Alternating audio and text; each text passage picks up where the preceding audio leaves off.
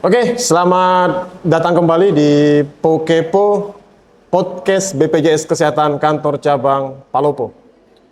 Podcast kali ini kita akan membahas topik yang sangat menarik dan cukup penting, yaitu upaya peningkatan cakupan BPJS Kesehatan khususnya di Kantor Cabang Palopo. Karena cakupan ini merupakan juga bagian yang krusial dari sistem jaminan kesehatan nasional, yang dimana dengan cakupan ini memastikan setiap warga negara mendapatkan akses juga tentunya ke pelayanan kesehatan yang layak.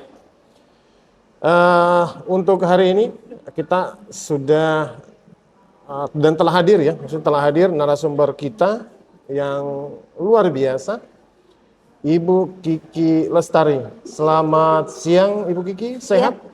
Siang Bapak, Baik. Alhamdulillah sehat walafiat. Untuk diketahui Ibu Kiki sehari-hari di BPJS Kesehatan Kantor Cabang Palopo bertindak sebagai Kepala Bagian Kepesertaan BPJS Kesehatan Cabang Palopo. Betul Ibu ya? Betul sekali Baik. Pak. Ibu, untuk langsung saja sesuai tema kita hari ini terkait upaya BPJS Kesehatan untuk mengoptimalkan capaian cakupan kepesertaannya. Mungkin boleh disebutkan di awal jumlah kepesertaan di wilayah kantor cabang BPJS Kesehatan Kantor Cabang Palopo. Ya.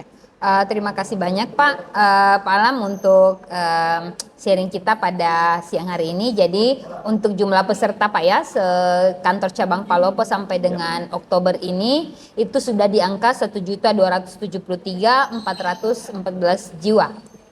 Ya. Artinya sudah hampir keseluruhan ya masyarakat di wilayah kantor cabang Palopo, di wilayah kerja kantor cabang Palopo itu sudah tercover oleh jaminan kesehatan nasional. Peserta terdaftar sebagai peserta jaminan kesehatan nasional. Iya, betul sekali. Baik, untuk memastikan kembali bahwa seluruh masyarakat di wilayah kerja kantor cabang Palopo yang meliputi 4 kabupaten ya, mulai dari Kabupaten Luwu, Luwu Utara, Palopo sendiri dan Luwu Timur.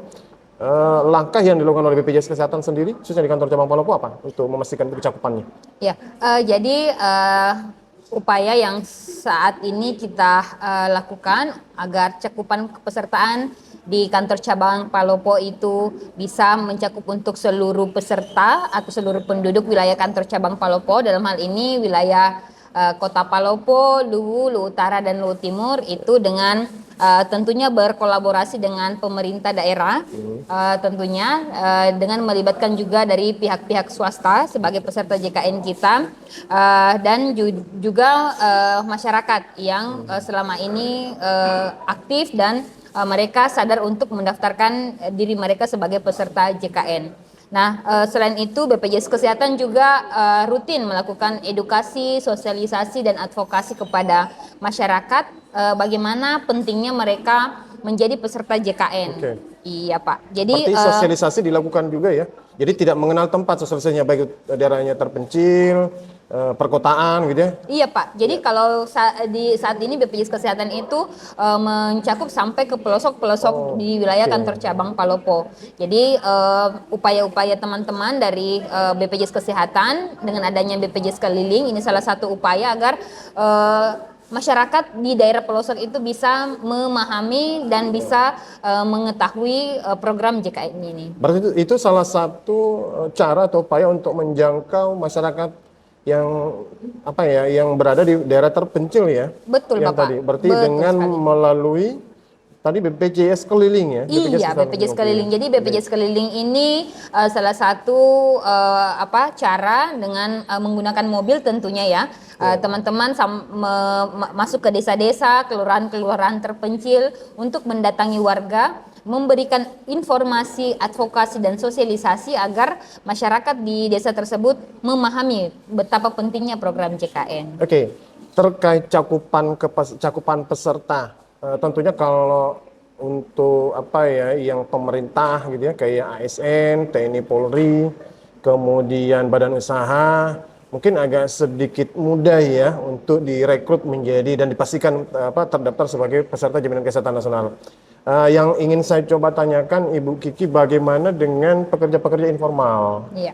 Ya, mungkin bisa dijelaskan. Baik Pak, jadi kalau untuk pekerja informal sebenarnya kan sudah diatur Iya. ya dalam ketentuan bahwa pemberi kerja ini wajib terdaftar sebagai peserta JKN dengan ditanggung oleh pemberi kerjanya. Ya, jaminan kesehatan untuk pekerja informal ini sudah diatur dengan persentase jaminan kesehatan berupa iuran dengan mekanisme 4% ditanggung oleh pemberi kerja dan 1%-nya ini ditanggung oleh si pekerja informal tersebut.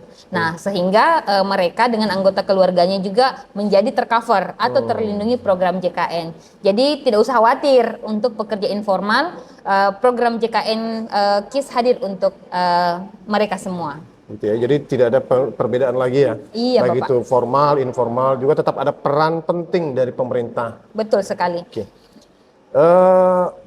Tentunya apa ya, dalam era digitalisasi saat ini tentunya sangat membantu dalam hal penyebar luasan informasi ya. Terkait dengan informasi yang sudah digital saat ini, kira-kira apa yang dilakukan dari BPJS Kesehatan untuk penyebar luasan informasi tadi? Ya, kalau dari BPJS Kesehatan sendiri Pak, itu terus melakukan inovasi-inovasi, terutama untuk digitalisasi layanan. Ya. Nah, salah satu yang selama ini dikembangkan adalah dengan aplikasi mobile JKN.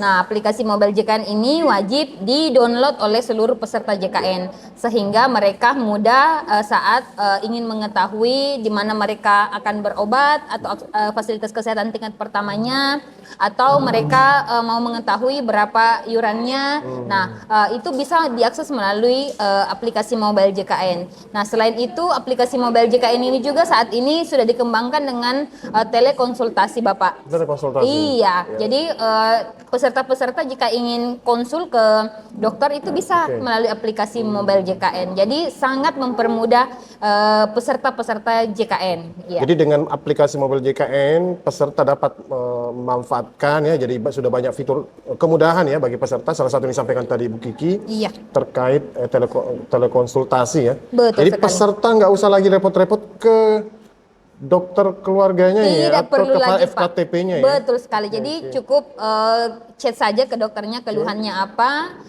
terkait dengan penyakitnya sudah berapa lama, nanti akan dijawab oleh dokternya. Jadi semacam konsultasi secara online. Secara online, benar. Betul. Jadi kalau memang mereka lagi kesulitan untuk datang berkunjung ke dokternya Pak, ya manfaatkan saja mobile JKN. Kan semua ada dalam genggaman Pak ya. Baik. Iya. Berarti mobile JKN ini bukan hanya sekedar untuk ngecek status kepesertaan, tetapi peserta banyak fitur-fitur di dalamnya yang bisa memudahkan peserta ya. Iya Pak, betul sesuai sekali. dengan kebutuhannya. Manfaatnya banyak sekali. Baik. Jadi teman-teman masyarakat wajib mendownload aplikasi ini. Baik, kita kembali lagi ke laptop terkait cakupan peserta tadi yang kita bahas di awal. Mungkin masyarakat juga ingin mengetahui kira-kira upaya apa yang sudah dilakukan oleh BPJS Kesehatan terkait dukungan kerjasama dengan pihak swasta untuk meningkatkan cakupan peserta. Apakah misalnya ada kerjasama khusus, ataukah mungkin kerjasama dengan pemerintah daerah seperti apa? Mungkin bisa disampaikan. Ya, untuk pemerintah sendiri ini kan wajib menanggung masyarakatnya yang tidak mampu Pak. Jadi di dalam segmen kepesertaan, pemerintah ini menanggung masyarakat yang tidak mampu dalam segmen PBA-PBN atau penerima bantuan iuran yang ditanggung oleh APBN. Namun ada juga yang ditanggung oleh pemerintah Pak, namanya adalah segmen PBPU Pemda. Pemerintah daerah. Pemerintah daerah yang ditanggung oleh pemerintah daerah. Jadi pemerintah sangat berperan dalam mendukung program JKN KIS ini. Jadi kalau PBI ini kan 96,8 juta jiwa ya ditanggung oleh besar ya. PBI. Iya Bapak, besar sekali. Nah, kalau untuk sektor swasta tadi pemerintah dalam hal ini pemberi kerja ya wajib memberikan perlindungan jaminan kesehatan kepada para pekerjanya, berikut juga dengan anggota keluarganya. Jadi semua harus berkolaborasi dan bekerja sama sehingga masyarakat ini bisa tercover dalam program JKN. Iya. Tapi tidak hanya ditanggung oleh pemerintah, tetapi sesuai dengan segmennya masing-masing. Oke. Ya, Jadi untuk swasta maksudnya tadi dari badan usaha ya? dari badan usaha, Terlepas Pak. dari kewajiban dia untuk mendaftarkan seluruh pekerjanya. Jadi memastikan kembali seluruh pekerjanya terdaftar dalam jaminan kesehatan nasional. Iya. Kemudian dari badan usaha sendiri ada enggak pihak lain yang turut berkontribusi terhadap kelangsungan program jaminan kesehatan nasional ini? Iya, jadi selain badan usaha, dalam hal ini kita juga memiliki program donasi atau oke. CSR, Bapak ya. Jadi orang-orang yang memiliki berkelebihan ya, kemampuan yang berlebih itu bisa mendaftarkan masyarakat yang ingin dibantunya melalui dana CSR-nya, Pak. Jadi CSR ini ada dua ya, Iya. mendaftarkan peserta dan membayarkan iuran. Nah, jadi peran-peran dari para donatur ini juga bisa berkontribusi dalam program JKN. Jadi terbuka lebar ya untuk seluruh segmen masyarakat yang ingin berkontribusi langsung dengan menyalurkan donasi, tapi berupa mendaftarkan peserta di Betul. BPJS Kesehatan. Itu juga sudah dibuka seluas-luasnya di BPJS Kesehatan berarti ya? Betul sekali, Oke, Pak. Iya. baik. Jadi program donasi ini adalah program yang mulia, Pak Oke, ya. betul. Iya. Jadi kita yang mempunyai kelebihan itu kita bisa membantu saudara-saudara kita yang membutuhkan. Kemudian saya ingin lanjut bertanya terkait ini kalau misalnya sudah jadi peserta gitu kan. Sejauh mana atau apa sih yang sudah dilakukan BPJS Kesehatan paling tidak untuk memastikan bahwa peserta yang sudah terdaftar itu paham cara memanfaatkan jaminan kesehatannya jika sakit itu seperti apa? Oh iya. Jadi selama ini memang masyarakat masih ada yang belum mengetahui secara detail manfaat, hak dan kewajibannya, Pak ya. Tapi BPJS Kesehatan sendiri dalam hal ini itu melakukan upaya untuk selalu memberikan sosialisasi.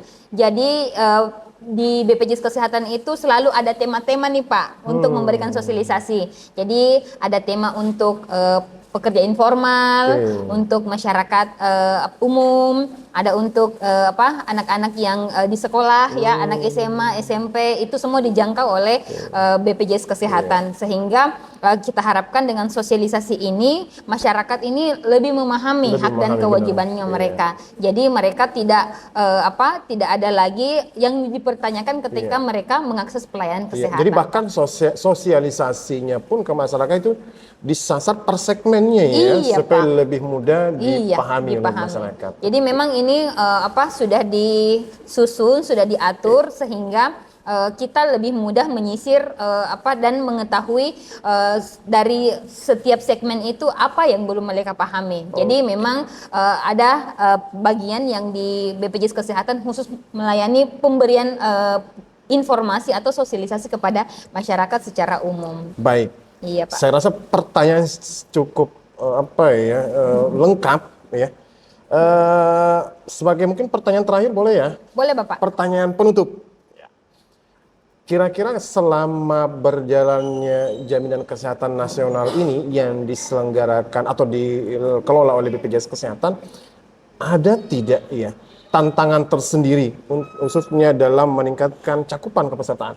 Ya, ya kalau namanya tantangan, Pak, dalam kondisi apapun pasti ada, Pak ya. Nah, kalau untuk jaminan kesehatan, tantangan terbesarnya saat ini adalah ketika masyarakat ini belum memahami betapa pentingnya program JKN ini. Jadi kesadaran masyarakat atau awareness dari mereka untuk memahami program JKN ini yang masih ada yang belum mereka sadari betapa pentingnya program JKN.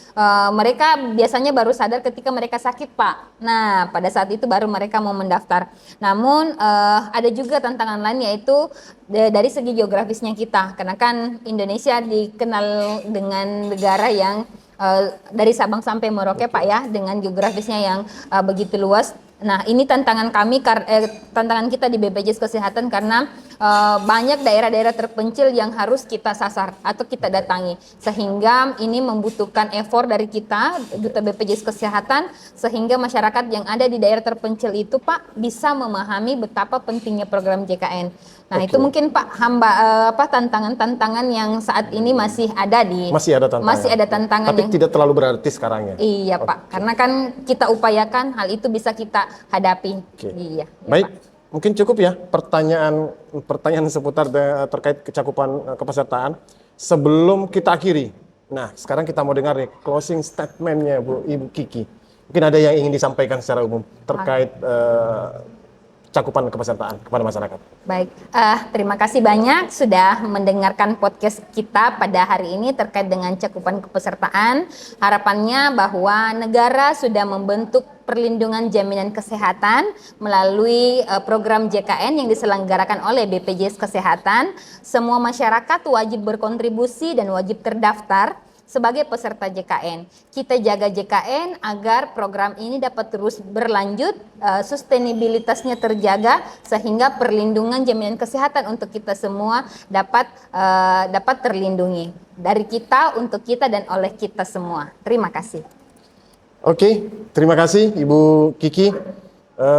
Serasa cukup ya podcast kita, bincang-bincang kita untuk hari ini. Terima kasih sudah mengikuti episode kali ini. Terkait pentingnya juga ya peran BPJS Kesehatan dalam menjamin layanan pelayanan kesehatan bagi seluruh rakyat Indonesia dan berbagai upaya yang dilakukan untuk meningkatkan cakupan kepesertaannya. Mari kita bersama mendukung sistem kesehatan nasional. Jangan lupa untuk mengikuti podcast kami selanjutnya, nantikan topik menarik lainnya di episode berikutnya. Sampai jumpa dan tetap jaga kesehatan. Terima kasih.